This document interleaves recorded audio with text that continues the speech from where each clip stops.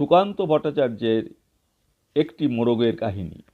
একটি মোরগ হঠাৎ আশ্রয় পেয়ে গেল বিরাট প্রাসাদের ছোট্ট এক কোণে, ভাঙা প্যাকিং বাক্সের গাদায় আরও 2-3টি মুরগির সঙ্গে। আশ্রয় যদিও মিলল, উপযুক্ত আহার মিলল না। সুতীক্ষ্ণ চিৎকারে প্রতিবাদ জানিয়ে গলা ফাটালো সেই মোরগ। ভোর থেকে সন্ধে পর্যন্ত তবুও সহানুভূতি জানালো না সে বিরাট শক্ত ইমারত। তারপর শুরু হলো তার রাস্তা করে আনাগোনা।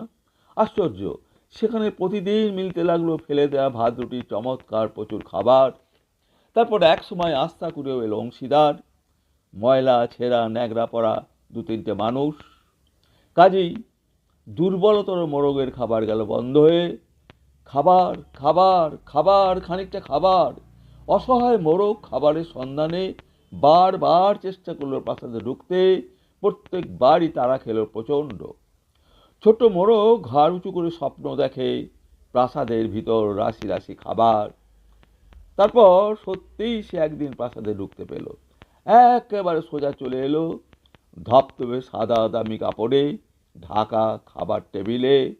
অবশ্য খাবার খেতে নয়, খাবার হিসেবে। তারপর সত্যিই সে একদিন প্রাসাদে ঢুকতে পেল। একেবারে সোজা চলে এলো ধপধপে সাদা দামি কাপড়ে ঢাকা খাবার টেবিলে। অবশ্য খাবার খেতে নয়, খাবার হিসেবে।